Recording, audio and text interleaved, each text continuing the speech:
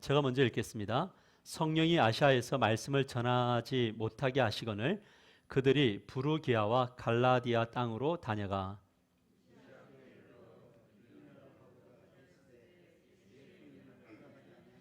무시아를 지나 드로아로 내려갔는데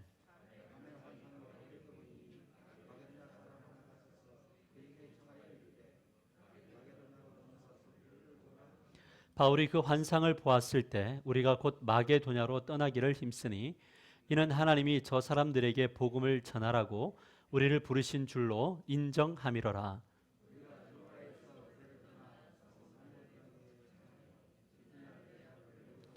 거기서 빌립보에 이르니 이는 마게도냐 지방의 첫 성이요 또 로마의 식민지라 이 성에서 수일을 유하다가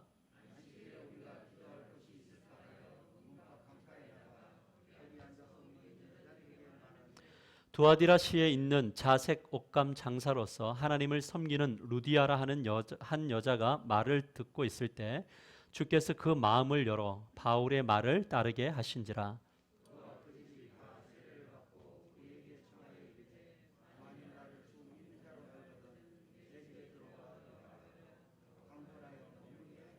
아멘. 우리 옆 사람과 서로 인사합시다. 하나님은 당신을 사랑하십니다. 한 주간 동안 또 이렇게 승리하시고 예배자로 서신 여러분들을 축복합니다. 특별히 또 환경 속에서 이 온라인 예배를 드리시는 우리 하나 가족들도 모두 축복합니다. 우리 하나교회가 시작된 지 벌써 3년 6개월의 세월이 지나고 있습니다. 예배당을 얻기 위해서 시작할 때 정말 이 부천 지역을 이잡듯이 뒤지면서 하나님 예배당은 어디에 세워야 됩니까? 라는 세월들을 보냈던 시간들도 기억이 납니다. 지역을 저는 범주가 한정적이기 때문에 더 어려웠던 것 같습니다. 그러던 중에 인천 남동구에 있는 단방마을에 예배당이 있어서 우리 이제 시작하는 지체들과 함께 가보았습니다. 이곳은 어떻게 했느냐? 라고 했을 때 모두가 다 흡족하고 기쁜 마음으로 그곳으로 예배를 시작했던 것을 기억합니다. 우리가 하나님께 그 예배당에서 기도하면서 했던 내용이 뭐냐면 빠르면 1년, 늦으면 적어도 2년에서 3년 안에는 예배당을 이전하자라는 서로의 기도 제목을 나누고 우리가 교회를 시작했습니다. 하나님의 은혜로 교회가 조금씩 성장하기 시작을 했습니다. 그런 가운데 우리는 좀 더 일찍 예배당을 좀 이전했으면 좋겠다라는 이야기가 목사의 마음보다는 우리 성도님들의 열망 속에서 이전에 대한 시도들을 여러 번 했던 것 같습니다. 그 과정에서 도장만 쿡 찍으면 되는 그런 상황도 있었고 또 경매도 해서 2번이나 우리가 경매를 시도를 했습니다. 근데 그때마다 하나님께서 때로는 저에게 불편함을 주시고 때로는 성도들에게 불편한 마음을 주셔서 계약이 안 되든지 아니면 경매가 안 되기도 했습니다. 지금까지도 저의 마음속에 남아있는 정말 안타까운 장소가 하나 있습니다. 인천 남동구 수산동에 있는 1,400평 대지였고 국유지까지 합하면 2,400평 완전 이 어머니의 품과 같은 그런 땅입니다. 이 땅을 경매할 때 1,800만 원 차이로 제가 2등이 되었고요.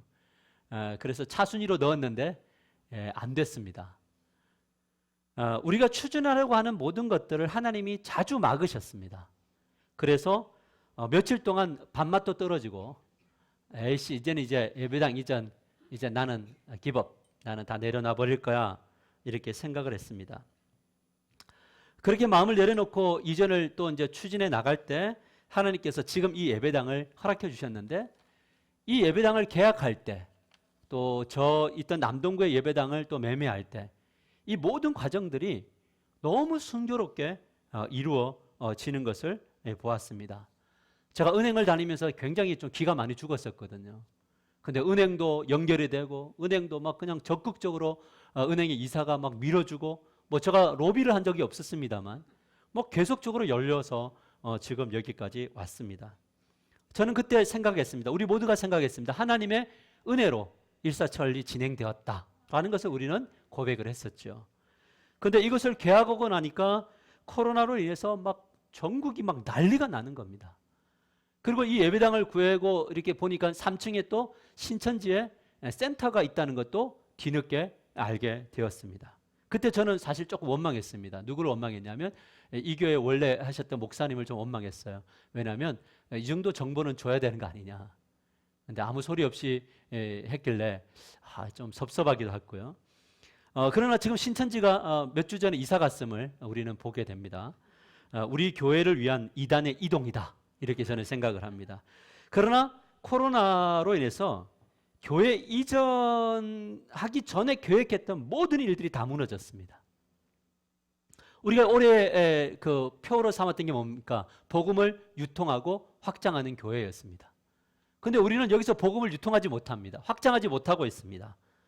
더 시급한 것은 무너진 예배를 어떻게 세울 거냐, 우리 성도들이 어떻게 예배자로 설 거냐, 이것 하나 채우기에도 너무나 많은 고민과 많은 노력이 필요했었습니다. 목사로서 당황스럽고 성도들 중에서도 많이 당황스러웠을 것입니다. 그러나 저는 흔들렸을까요? 흔들리지 않았을까요? 목사님 속을 어떻게 아냐는 거죠. 사실 저는 흔들리지 않았습니다.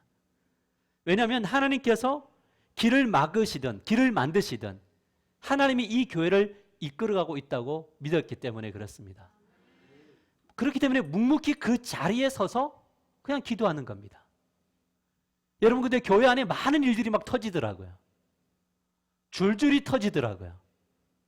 순간 살짝 당황했지만 그래도 그 자리에 서 있을 수 있었던 것은 뭐냐면 하나님이 길을 막으시고 길을 여신다는 것을 믿었기 때문에 저는 여러분들에게 예배를 강조했고 기도를 강조했고 우리가 진짜 하나님 앞에 모여서 예배해야 된다라는 것을 계속적으로 외쳐올 수밖에 없었습니다. 여러분, 하나님은 어떤 분이십니까? 길을 여시는 분이시고 길을 막으시는 분이신 줄 믿으시기를 바랍니다. 그러므로 하나님께서 그렇게 할 때는 이유가 있다는 거죠. 혹시 이 자리에 계시는 분들 중에 길이 막힌 분들이 있을 거예요. 개인적으로. 가정 안에도 길이 막히신 분이 있을 겁니다. 우리 교회 안에도 길이 막힌 부분이 있고 또 이 땅 안에도, 이 조국 교회 안에도 많은 막으심이 있는 거죠. 그러나 우리가 그것이 정말 죽을 것 같은 고통에 이를 분도 있겠지만 그러나 여러분, 아픈 마음을 가질 수 있어요. 힘들 수 있겠지만 여러분, 흔들리거나 무너지지 않게 되기를 주님으로 간절히 권면합니다. 왜냐하면 하나님이 여러분과 함께하고 계시기 때문에 그렇습니다. 우리 옆 사람과 인사할까요? 하나님은 당신과 함께 하십니다. 이 사실이 진짜 믿어질 때 우리는 비로소 당황하지 않고 기다릴 수 있는 거고 순종할 수 있는 거고 그리고 하나님의 일하심을 목도하면서 우리의 안에 하나님이 주시는 샬롬, 그 평강이 임하게 될 줄 믿습니다. 오늘 이 부분을 말씀을 통해서 함께 구체적으로 깊이 살펴보려고 합니다. 그래서 오늘 말씀의 제목이 무엇이냐면 길을 막으실 때에는 그만한 이유가 있다라는 겁니다. 같이 읽읍시다. 시작. 길을 막으실 때에는 그만한 이유가 있다. 오늘 본문 6절에서 7절을 우리 마스크 썼지만 크게 한번 읽어봅시다. 시작. 성령이 아시아에서 말씀을 전하지 못하게 하시거늘. 바울과 실라 그리고 디모데 선교팀들이 2차 세계 전도 여행을 떠나는 거예요. 계획을 세워놓고 떠난 게 아닙니다. 그냥 가는 겁니다. 그런데 이들 마음속에 어떤 마음이 들었냐면 아시아에 가서 복음을 전해야 되겠다. 이 마음들이 바울에게도 실라에게도 디모데와 선교팀에게도 있었어요. 여러분, 우리 지도를 한번 보면 우리 이 분홍색으로 칠해진 이 아시아, 저 넓은 지역을 이 선교팀들이 복음 전하기로 마음에 결심을 했습니다. 그런데 하나님께서 무엇을 하시냐면 이 길을 막아버리는 겁니다. 여러분, 이 선교팀들은 적지 않게 당황했습니다. 왜냐하면 그동안에 하나님께서 자신들이 선교를 하겠다고 걷는 걸음들마다 막으신 적이 없고 지지하셨고 인도하셨고 능력을 나타내 주셨는데 이번에는 강하게 막아서십니다. 이 하나님께서 막아서실 때 이 바울과 선교팀이 어떻게 대처하냐면 6절에서 8절을 보면 이렇게 말합니다. 그들이 부르기아와 갈라디아 땅으로 다녀가 지나가진 거죠. 무시아 앞에 이르러 비두니아로 가고자 했을 때 예수의 영이 허락지 아니하시는지라 무시아를 지나 두로아로 내려갔는데 라는 거죠. 자, 무슨 말인지 우리 지도를 한번 볼까요? 바울과 선교팀이 보실 때 이 갈라디아, 이 황색으로 되어 있는 땅을 지나서 아시아로 지나가지고 어디냐면 저 무시아라고 하는 땅 보이나요?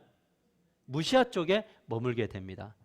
이 무시아에서 딱 서서 그들이 기도할 때 이제 또 마음을 어떤 걸 주셨냐면 아시아를 안 주셨으니까 또 생각합니다. 아, 이제 저 비두니아로 가자, 본도로 가자 이렇게 결심을 합니다. 그런데 이번에도 이 비두니아로 가려고 그렇게 노력을 했는데 하나님이 또 하나님의 영을 통해서 모든 길들을 다 차단해 버리는 겁니다. 여기서 우리가 주목해야 될 건 뭐냐면 또 막으셨다는 거예요. 아시아를 막았는데 이번에는 또 비두니아로 가는 것을 막으시는 겁니다. 아마 여러분들 중에는 이런 경험을 하신 분들이 있을 겁니다. 여러분, 이런 상황이 주어진다면 여러분은 어떤 행동을 하셨습니까? 많은 성도들이 하나님 앞에 섰을 때 또라는 단어를 합니다. 하나님 또 막으십니까? 앞에 막으셨는데 이것도 막으십니까? 그러면서 우리는 뭐냐면 실망하며 불평을 하게 되는 거죠. 여러분, 우리가 왜 기도를 못하느냐? 기도하는 사람들의 마음속에는 한 가지가 있습니다. 뭐냐면 기도를 해도 하나님은 안 들어주시더라. 또 안 들어주셨고 또 안 들어주셨고 또 안 들어주시니까 우리의 마음속에 어떤 생각이 들면 기도해서 뭐하냐? 라는 생각이 드는 거죠. 그러니까 기도가 재미가 없는 거죠. 여러분, 이 바울과 실라와 디모데 그리고 선교팀들이 무엇을 위해서 비두니아로 가려고 했습니까? 하나님의 복음을 전하려고. 북쪽입니다. 추운 지역입니다. 엄청난 고생이 기다리고 있는 곳을 가겠다고 하는데 주의 영광, 주의 나라를 위해서 가겠다고 하는데 이 선한 일에 왜 하나님 막으십니까? 라고 하는 내용이 있는 겁니다. 그래서 실망스럽고 당황스러운 거죠. 그런데 중요한 건 뭐냐면 바울의 일행은 이때까지도 하나님이 왜 막으셨는지 몰랐다라는 겁니다. 우리가 답답할 때 왜 답답합니까? 하나님이 내가 소망하는 것을 막으셨을 때 그 다음의 스텝을 무엇인지 모르니까 답답한 거죠. 그러나 여러분, 길을 막으실 때 답답해하지 말고 하나님이 그 막으시는 그 앞에 서 계신다는 사실을 믿으시기를 바랍니다. 다만 하나님을 언제나 오르시다는 것을 믿고 주어진 환경에 그냥 최선의 삶을 살아내면 되는 겁니다. 보이지 않는 곳에 하나님께서 일하신다는 이 사실을 받아들일 때 우리는 미래에 대한 두려움이 사라지게 되는 거죠. 여러분, 미래는 하나님께서 잠궈 넣으셨어요. 여러분의 미래를 누가 잠궈 넣었다고요? 하나님이 잠궜다고요. 그렇기 때문에 이것을 억지로 풀려고 할 때 실망하는 겁니다. 낭망하는 겁니다. 여러분, 하나님만이 그 열쇠를 가지고 계시기 때문에 막으셔서 안 보여주면 그냥 그대로 가는 거예요. 안 보여주는데 끝까지 보여달라고 하면 하나님이 안 보여주기로 결정을 하셨는데 그것을 자꾸 열려고 하면 무엇을 하게 되냐면 사울처럼 무당을 찾아가게 되는 겁니다. 나의 미래가 두려우니까 힘드니까 답답하니까 알고 싶은 거예요. 하나님이 막으셨으면 멈춰야 되는 겁니다. 근데 답답하니까 불안하니까 자꾸 신령한 분 찾아가는 거예요. 여러분, 이때 바울과 선교팀은 당황스러운 마음을 추스려요. 하나님 이때까지 보여주지 않아요. 그때 아니면 드로아로 이제 내려오는 거죠. 그렇게 밤에 드로아에 내려와서 또 뭐냐면 기도하는 거. 하나님 이제 뭘 해야 됩니까? 라고 물을 때 그때 하나님께서 환상을 보여주시는 거죠. 오늘날 말할 것 같으면 그때 비로소 말씀을 전해주는 겁니다. 우리 9절 말씀을 같이 한번 읽어봅시다. 시작. 밤에 환상이 바울에게 보이니 마게도냐 사람 하나가 서서 그에게 청하여 이르되 마게도냐로 건너와서 우리를 도우라 하거늘. 여러분, 지도 한번 다시 한번 볼까요? 우리 지도를 보면 저 마게도냐 보세요. 저 마게도냐에서 어떤 한 사람이 서 있는 거예요. 제가 볼 때는 저 지도도 보여주면서 마게도냐 사람, 어떤 큰 사람이 와서 바울에게 우리에게 좀 와서 우리를 좀 도와주십시오 라고 하는 그 환상을 보게 되는 겁니다. 여러분, 이때 바울이 하나님이 왜 아시아와 비두니아로 가는 것을 막으셨는가를 그때 그때 비로소 이제 알게 되는 거죠. 여러분, 계획한 모든 일이 막힐 때, 계획대로 안 될 때 하나님을 방해꾼으로 생각하지 마십시오. 하나님은 여러분을 방해하지 않습니다. 하나님은 여러분을 축복하시는 분이신 줄 믿으시길 바랍니다. 진정한 축복의 방해꾼은 바로 여러분 자신일 수 있어요. 여러분, 반드시 하나님은 큰 계획을 가지고 움직이시죠. 이 비밀을 받아들인 사람들은 계획이 틀어질 때 잠시 실망하지만, 그러나 다시 하나님 앞에 엎드려 기도할 때, 그때 하나님이 환상을 통해서, 말씀을 통해서 여러분들에게 계시해 주시는 분이심을 믿으시길 바랍니다. 사실 여러분 길이 막혔을 때요, 하나님이 정말 말씀 많이 해주셨거든요. 근데 우리는 그거 말씀을 다 막아버려요. 왜요? 누구의 계획하고 틀리니까. 나의 계획하고 다르니까. 언제 우리는 하나님 앞에 감사합니까? 나의 계획과 하나님의 계획이 만날 때. 안 만나면 막 미쳐요, 그냥. 여러분, 하나님의 비밀을 깨닫은 바울과 선교팀은 이제 무엇을 하냐면 10절에서 12절 보십시오. 이렇게 말합니다. 바울이 그 환상을 보았을 때 우리가 곧 마게도냐로 떠나기를 뭐예요? 힘쓰니 이는 하나님이 저 사람들에게 복음을 전하라고 우리를 부르신 줄 뭐하는 거예요? 인정함이로라. 받아들이는 겁니다. 우리가 드로아에서 배로 떠나 사모드라게로 직행하여 이튿날 네아폴리로 가고 거기서 빌립보에 이르렀다. 이렇게 말해요. 바울과 선교팀 하나님의 뜻이 딱 깨달아지니까 아쉬움, 자기 계획, 자기 생각 다 접어버려요. 여러분, 얼마나 아시아 가고 싶었겠어요? 얼마나 비두니아로 가고 싶었겠습니까? 그런데 하나님 뜻 아닙니까? 접어버려요. 믿음의 사람들이 뭐냐면 깨달으면 바로 옮깁니다. 그래서 믿음의 사람들은 신앙이 깊어져 갈수록 단순해집니다. 그러니까 뭐냐면 삶이 평안합니다. 가만히 신앙생활 하다 보면요, 복잡한 사람들은 진짜 이 하나님의 통치받게 되기 어려워요. 너무 복잡해. 은혜 받는 사람들은 단순해지는 거예요. 하나님이 그렇게 인도해 가는 겁니다. 그리고 여기서 보면 하나님께 묻고 따지지도 않아요. 구체적으로 어디로 가야 하는지 생각하지 않습니다. 그냥 마게도냐 이러니까 배 타고 가는 겁니다. 여러분 한번 보십시오. 지도를 한번 다시 한번 보시면 갈라디아 땅이 굉장히 큰가요? 마게도냐가 큰가요? 엄청 큰 땅이에요. 여러분, 하나님 마게도냐 이러면 우리는 어떤 생각을 할까요? 하나님 도대체 마게도냐가 얼마나 큰데 어디를 가야 됩니까? 자칫 잘못하면 뭐냐면 고생할 수 있죠. 그러면 뭐냐면 이 고생하기 싫으면 뭐냐면 지혜가 필요하잖아요. 물어서 어디 가야 됩니까를 물어야 되는데, 그런데 이들은 묻지 않고요, 그냥 두로아로 딱 가가지고 거기서 마게도냐로 가는 배를 타서 그냥 떠납니다. 그렇게 해서 도착한 것이 바로 뭐냐면 빌립보예요. 성경은 이런 삶을 뭐라고 하냐면 순종이라고 이야기를 해요. 순종이란 이해할 수 없어서 가는 겁니다. 이해하기 때문에 가는 것은 누구나 다 할 수 있는 순종이지만, 이해할 수 없을 때 주님의 뜻에 발을 내딛는 것이 순종인 것이죠. 여러분, 우리가 모두가 이런 자리에 머물게 되기를 주님의 이름으로 간절히 축복합니다. 따라합시다. 대단히 무리한 요구지만 이런 순종을 하게 하소서. 아멘입니까? 엄청나요. 여러분, 여리고요, 쉬운 순종 아니죠. 어떻게 침묵 속에 돕니까? 여리고성에서 위에서 돌 던지면 어떡하고 뜨거운 기름 부으면 어떡합니까? 근데 묻지 않아요. 침묵하게 돌아오니까 도는 거예요. 고함 칠 때 도대체 어떤 일이 일어납니까? 묻지 않아요. 그냥 돌아요. 하나님의 나팔이 불 때 고함 지르라니까 고함 지릅니다. 근데 하나님의 역사가 나타나는 거죠. 요단강 물이 주님 어떤 방식으로 우리 발 내디디면 어떤 방식으로 이게 멈춥니까? 이거 묻지 않아요. 하나님의 발을 내디더라. 그러니까 발 내딛는 겁니다. 근데 그곳에 역사가 나타나는 거죠. 할렐루야. 이것이 중요한 겁니다.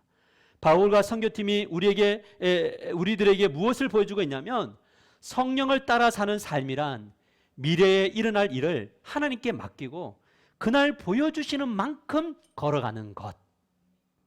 아멘입니까? 그날 보여주시는 만큼 걸어가기로 결단하시면 여러분의 삶 속에 하나님이 행하시는 놀라운 역사가 체험될 줄 믿으시기를 바랍니다.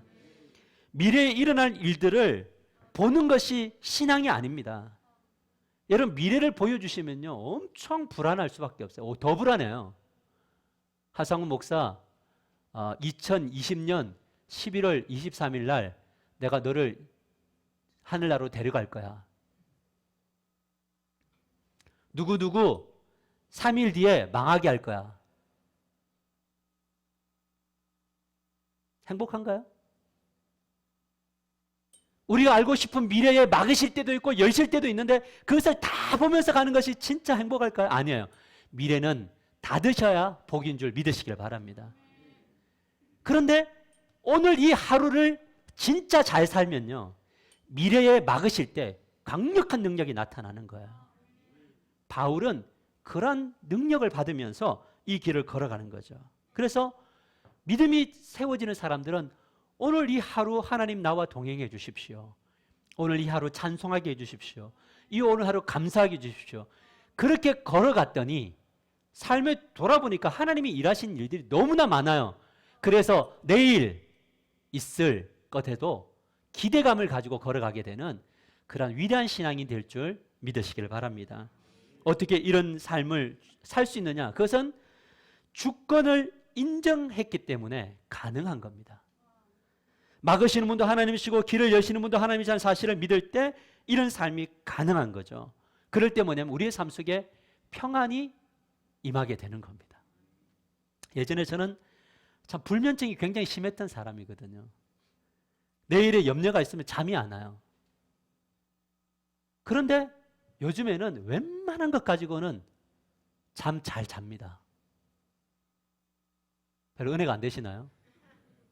내일 있을 일들이 너무 많아요. 오늘 이 하루도 버겁게 살 때가 있었어요. 살아요.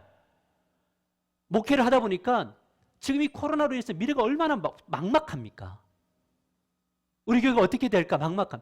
그런 염려가 찾아올 때면 때로는 위축되기도 하고 막막하기도 해요. 그런데 말씀이 딱 들어오는 거예요. 뭐냐면 내일은 나의 날이야. 오늘 너희는 이 하루 잘 살아.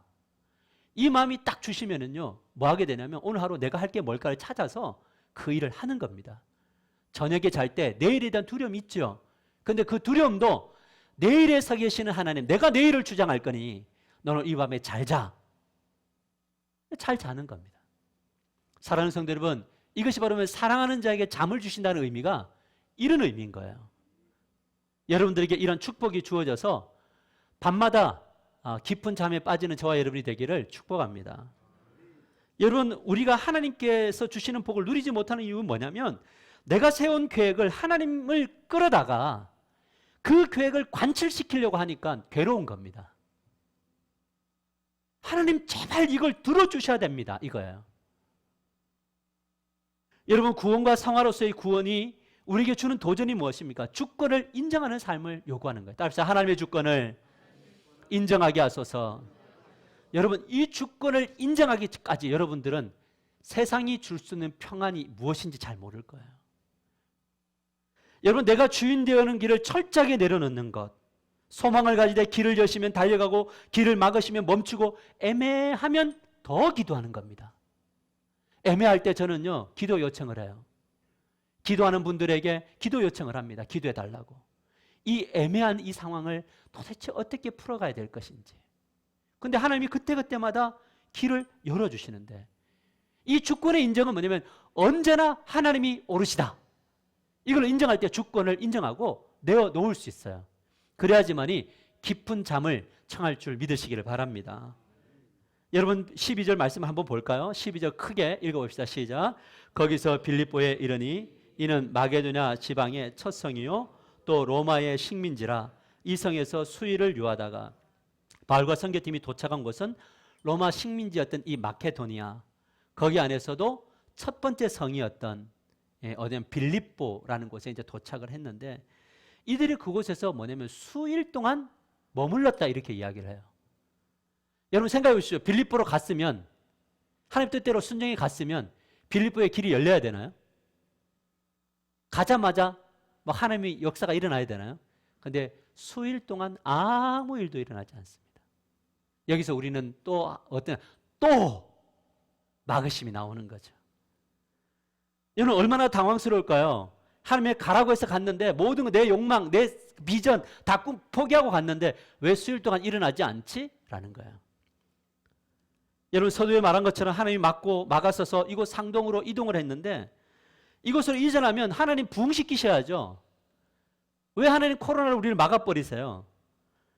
수일도 아니고 우리는 지금 몇 달 동안 왜 하나님 코로나로 우리가 밖에 가서 전도하고 뭔가를 할 수 있는 이 뜨겁게 갈 수 있는 길을 막으셨습니까?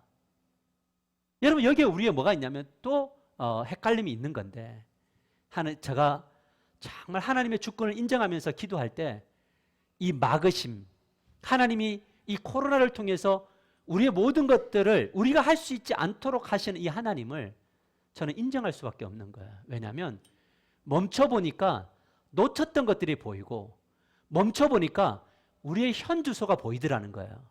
우리의 믿음의 수준이 얼만큼인지, 과연 우리가 이 부천 땅을 품을 수 있는지, 우리가 인천 땅을 품을 수 있는지 우리의 수준을 보게 하시고 다시 한 번 더 뭐냐면 정비하게 하시고 다시 한 번 더 본질로 들어가게 하시려고 하는 하나님의 마음을 느낄 수가 있었단 말이에요. 그러니까 뭐냐면 달리지 않음에 불편하지 않았어요. 왜냐하면 하나님이 우리를 더 준비하셔서 하나님의 때에 역사하실 것을 믿는 믿음이 저와 여러분에게 주어지기를 주님의 이름으로 간절히 축복합니다. 여러분 보니까요, 인천에 거리가 멀 때는 사람들이 많이 왔는데 가까이 오니까 사람들이 안 오잖아요. 거리의 문제가 아닙니다, 여러분. 우리는 마치 여기 오면 막 거리가 가까우면 매일 기도할 것 같고 매일 모일 것 같고 그렇지만 아니잖아요. 거리의 문제가 아닙니다. 하나님을 신뢰하느냐의 문제인 거예요. 우리는 우리가 예배를 잘 드리고 우리가 잘 살아왔다고 하지만요, 아닙니다. 하나님이 그렇게 환경을 만들어 주셔서 잘 산 거예요. 코로나 한번 오니까 우리의 신앙 참 많이 연약해졌잖아요. 좋은 날씨, 좋은 환경을 주니까 우리는 마스크 풀고 우리는 밥도 먹고 교제했던 겁니다. 오늘 장로님 기도가 맞아요. 하나님, 이 코로나를 우리에게서 거두어 주십시오. 장로님만 기도인가요? 그래서 정말 이 맑은 날 마스크를 벗고 하늘을 바라보며 공기를 마실 수 있음이 우리에게 얼마나 감사한 것인가를 또한 깨닫게 되는 그런 지점이 아닌가 생각을 해봅니다. 그러나 진짜 감사한 것은 무엇이냐면 이 힘든 상황 속에도 예배를 포기하지 않는 우리 성도들이 세워짐에 감사를 드리는 겁니다. 여러분 이때 참 당황스러울 밖에 없지만 보십시오. 아무 일이 일어나지 않는 것처럼 보이는데 하나님이 일하고 계셨더라고요. 우리 13절 같이 한번 읽읍시다. 시작. 안식일에 우리가 기도할 곳이 있을까 하여 문 밖 강가에 나가. 바울이 일행이 무엇을 하고 있냐면 안식일이 되자 일이 일어나지 않아도 기도하러 가는 겁니다. 하나님이 아무것도 행하지 않으실 때는요, 뭐 하면 되냐면 그냥 기도하러 가는 겁니다. 예배하는 겁니다. 그런데 그 강가에서 진짜 이제 하나님의 완벽한 뜻이 깨달아지는데요. 우리 13절에서 14절 우리 같이 한번 읽을까요? 시작. 안식일에 우리가 기도할 곳이 있을까 하여 문 밖 강가에 나가 거기에 앉아서 모인 여자들에게 말하는데 두아디라 시에 있는 자색 옷감 장사로서 하나님을 섬기는 루디아라 하는 한 여자가 말을 듣고 있을 때 주께서 그 마음을 열어 바울의 말을 따르게 하신지라. 이곳에 와보니까 루디아라는 여인을 만나게 되는 겁니다. 강가의 여인들인데 가서 복음을 전하는데 이 루디아라는 여자가 정말 말씀을 잘 듣는 거예요. 이 루디아라는 여자는 이름이 루디아가 아니고요, 우리 학자들은 어떻게 이야기하냐면 루디아에서 시집 온 여자. 그래서 오늘 우리로 말할 것 같으면 수원댁, 전남댁, 목포댁 이런 이야기인 겁니다. 학자들은 이 사람을 저에 대해 말하면 순두개라고 이야기하는데 이 루디아는 염색 공장을 하는 부자였습니다. 그런데 역사가들에 의하면 이 여인은 남편을 일찍 여의고 남편이 하던 사업을 이어받아서 부를 가지고 있는 상인이었는데 오늘 이 강가를 보면 강가에서 연약한 여인들을 모아놓고 아마 도르가처럼 선을 행하는 그런 삶을 살았을 겁니다. 이 빌립보는 철학이 굉장히 발달된 곳이고 종교가 발달된 곳이었는데 이 철학과 종교만으로도 이 공허함이 채워지지 않는 겁니다. 이 여인에. 그래서 이 여인이 유대인들이 믿는 하나님을 믿기 시작을 했고 하나님을 잘 섬기고 있었던 거죠. 근데 하나님이 이 여인을 주목하셨어요. 수많은 사람들 중에 한 여인을 주목하십니다. 그리고 그 여인을 통해서 하나님이 놀라운 일들을 행하시는데 바울이 복음을 전할 때 이 여인이 듣고 예수님을 주로 받아들이는 거죠. 자, 보십시오. 우리 15절 말씀을 우리 보시면 그와 그 집이 다 세례를 받고 우리에게 청하여 이르되 만일 나를 주로 주 믿는 자로 알거든. 누구로 믿는다고요? 주로 믿었어요. 예수 구원자뿐만 아니라 주인으로 믿은 거죠. 내 집에 들어와 유하라 하고 강권하여 머물게 하니라. 지금 어떤 일이 벌어집니까? 복음을 들었던 루디아가 그 집안 사람들 모두가 세례를 받으며 바울을 집으로 초대하는 거죠. 목회자로 초대하고 그 집에 모여서 예배하며 제자 훈련을 받는 거죠. 무슨 말이냐면 이 루디아의 집이 최초의 빌립보 교회가 되는 겁니다. 그런데 이 빌립보 교회가 어떻게 성장하냐면 진짜 아름다운 교회로 계속적으로 성장해 나갑니다. 마음밭이 좋은 성도가 교회를 세우니 그 교회의 전통이 아름답게 세워지는 전통이 일어나게 되는 거죠. 특별히 선교사였던 이 바울이 나중에 로마 감옥에 갇힐 때 이 빌립보 교회가 에바브로디도라고 하는 사람을 보내서 헌금을 하고 물질을 보내고 바울과 함께 옥에 들어가서 옥바라지를 하는 사람을 보냅니다. 여러분, 그때 당시에 감옥은 저 지하의 감옥에 햇볕이 없는 감옥이 있었고 그냥 감옥이지만 돌아다니면서 활동할 수 있는 감옥이 있었는데 바울은 로마 사람으로서 거기 갇혔죠. 에바브로디도가 그 옆에 가서 오랜 시간 동안 감옥에서 그를 섬깁니다. 여러분, 여기에 주목할 것은 뭐냐면 에바브로디도입니다. 빌립보에서 보낸 사람인데 빌립보 2장 25절 26절을 보면 이렇게 말합니다. 그러나 에바브로디도를 너희에게 보내는 것이, 여기 너희는 빌립보 교회죠, 필요한 줄로 생각하노니 그는 나의 형제요 함께 수고하고 함께 군사된 자요 너희 사저로 내가 쓸 것을 돕는 자라. 그가 너희 무리를 간절히 사모하고 자기 병든 것을 너희가 들은 줄을 알고 심히 근심한지라 이렇게 말합니다. 이 에바브로디도가 바울 옆에서 옥바라지 하다가 뭘 걸리냐면 병에 걸렸어요.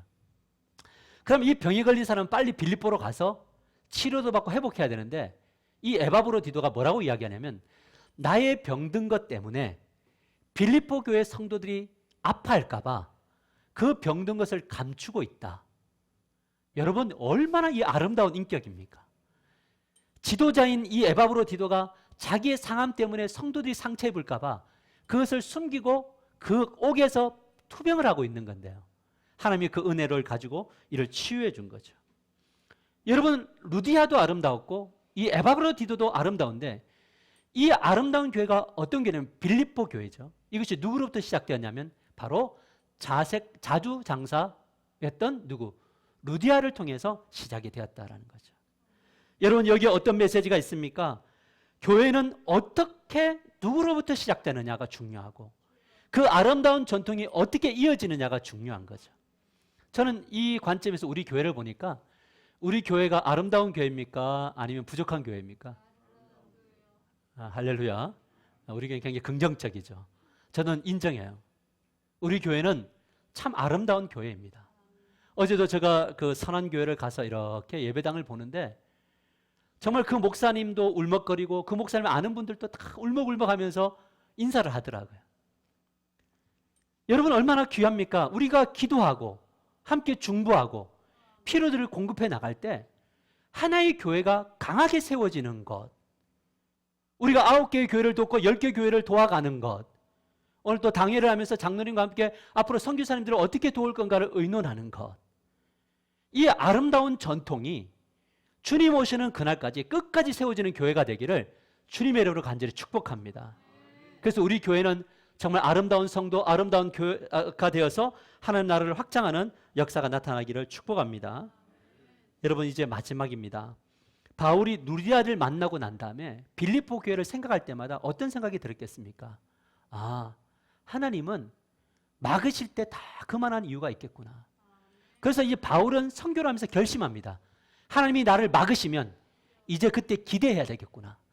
더 큰 일을 계획하고 계시는구나. 이것을 기대하니까 바울이 이제 다음 주에 살펴볼 내용을 보면요, 23절에서 25절에 어떻게 행동을 하냐면 보십시오. 많이 친 후에 옥에 가두고, 여기서 말하는 건 뭐냐면 바울과 실라가 엄청 두들겨 맞았어요.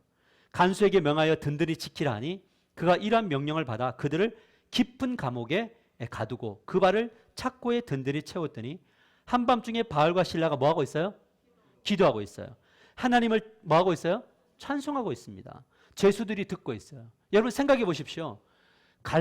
이 마게도냐로 보냈으면 아니 지금 한 사람 구원하라고 나를 보낸 건가? 그렇게 하려고 이 길을 막으셨나? 이런 생각이 들 때가 있겠죠. 그런데 이 바울이 불평하지 않습니다. 길이 막혔잖아요. 감옥도 어떤 감옥이 깊은 감옥까지 들어갔잖아요.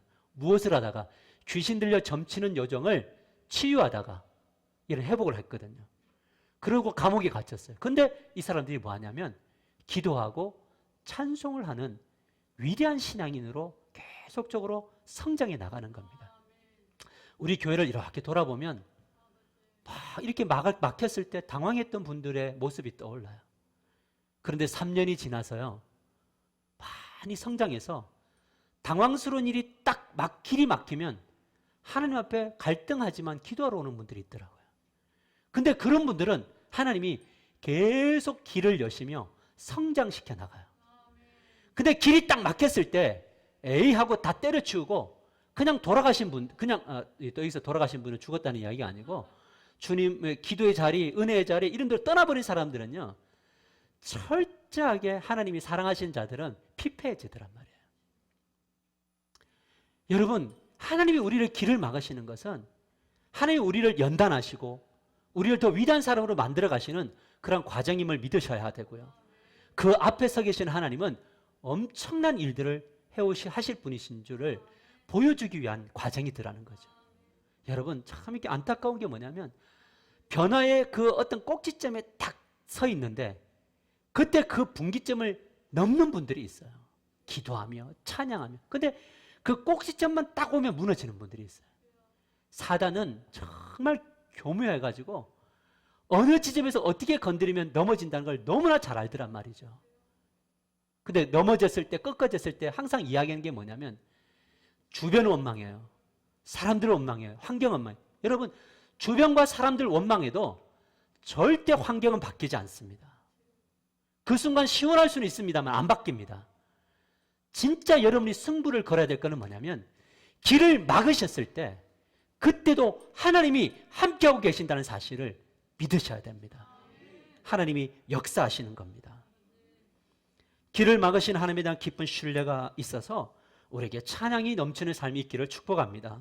말씀을 맺으려고 합니다. 이 자리에 계신 분들 중에 길이 막힌 분들이 있을 거예요. 개인적으로, 가정적으로, 우리 교회 공동체 안에, 여러분의 삶의 현장에, 사업의 현장에. 여러분, 길이 막힐 때 얼마나 답답하고 짜증나고 힘들고 그렇습니까? 거기다가 또 할 때 얼마나 힘이 듭니까? 그러나 여러분들에게 위로보다는 이 말씀을 전해줄 수밖에 없는 이유는 뭐냐면 여러분들이 길이 막혔을 때 여러분 마음대로 사십시오라고 하면 저도 좋겠지만 그 길이, 그 끝이 사울의 길임을 알기에 저는 여러분이 길이 막히더라도 하나님을 붙들어라 라는 말을 전할 수밖에 없습니다. 요즘 많은 성도들에게 위로를 주는 찬양이 있습니다. 이번 한 주간 제가 우리 단톡방에 올릴 건데 들으시면 좋겠는데 길을 여시는 주, Waymaker라는 이 찬양이 있습니다. 여러분 제목 자체가 길을 만드시는 분 얼마나 위로가 됩니까? 그런데 길을 여시는 분 얼마나 위로가 됩니까? 근데 길을 여시려면 뭐냐면 그 전제가 뭡니까? 길이 막혀 있다는 거잖아요. 근데 그 길을 여시잖아요. 이 찬양의 핵심 내용이 뭔지 아세요? 우리가 인생의 길을 걸을 때 자주 길이 막히는 상황이 주어진다는 거예요. 그러나 하나님은 우리가 직면한 상황에도 떠나지 않고 우리가 서 있는 그 자리에 계신다는 겁니다. 하나님이 여러분들이 진짜 외롭고 진짜 쓸쓸하고 진짜 답답하고 죽을 것 같은 그 상황에 하나님이 떠나 있는 것이 아니라 여러분들을 품고 계시는 거예요. 그래서 그는 이렇게 이야기합니다. 내가 보지 못할 때, 내가 느끼지 못할 때도 길을 만드시는 주, 길을 행하시는 주. I worship you. 내가 그래서 당신을 예배합니다.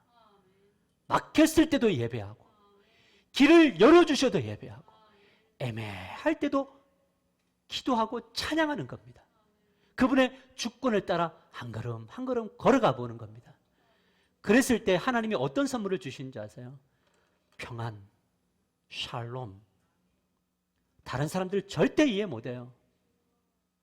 절대 이해 못합니다. 우리가 코로나가 왔을 때 목사님들과 대화를 나누는데 그런 이야기에서 목사님 많이 힘드시죠? 가정적으로, 교회적으로, 우리 교회 여러 가지 집사님들 암 걸리시고 일들이 벌어질 때 얼마나 답답합니까? 그런 이야기인데 사실은요, 아팠지만요, 답답하진 않았어요. 왜냐하면 하나님이 이 길을 헤쳐나가실 것을, 하나님이 역사하실 것을 믿었기 때문에 그래요. 저는 이 8월 한 달이 기대가 되고 9월 달이 기대가 됩니다. 하나님이 우리를 준비시키시고, 저는 이제 8월 달 되면 제자 훈련하고 할 수 있는 분들 모아서 열심히 또 기도하고 나갈 겁니다. 저는 하나님이 이 올해에 우리에게 주신 이 비전들 어떻게, 하나님의 비전을 어떻게 이루어 가실 것인가가 엄청나게 기대가 됩니다. 여러분, 이 한 주간 사실 때에 오늘 이 말씀 한 번 더 들으시고 또 길을 여시는 주 찬양을 들으시면서 하나님, 제가 이런 자리에 서기를 원합니다. 내가 이 자리에서 하나님을 예배할 겁니다. 그래서 차를 타고 가다가 예배하고, 직장 속에서 예배하고, 예배당에서 예배하는 저와 여러분이다. 휴가 가서도 하나님을 예배하십시오. 휴가 가서 예배하라니까 모여놓고 자 가족들 모여서 찬송가 매장 이게 아니라 자연을 보시면서 예배하시고 함께 식사하면서 예배하시고, 그래서 하나님이 그동안 어떤 은혜를 베푸셨는지 속히 하나님 이 질병을 거두게 하셔서 우리가 풀고 예배할 수 있도록 하나님 역사해 주십시오. 그런 기도가 이 8월 한 달 내내 있게 되기를 축복합니다. 우리 이번 주부터 시작되는 기도회에 또 나오셔서 기도하셔서 이런 놀라운 능력 받기를 소망합니다. 우리가 같이 기도하십시다. 길을 막으실 때 그만한 이유가 있다, 하나님께서 말씀하십니다. 혹시 여러분에게 좀 길을 열어주셨습니까? 하나님, 더욱더 예배하시고 더욱더 기도하십시오. 막히시는 분이 있습니까? 그 자리에서 하나님을 신뢰하십시오. 하나님이 길을 여실 겁니다. 하나님께 묻고 또 물으며 하루하루를 걸어가십시오. 여러분의 내일은 달라져 있을 것입니다. 여러분의 가정과 우리 교회와 우리의 삶이 달라져 있을 것입니다. 우리 이것을 믿고 주여 통성으로 부르시면서 기도하며 나갑시다. 기도하겠습니다. 주여, 아버지 하나님 감사와 영광을 올려드립니다.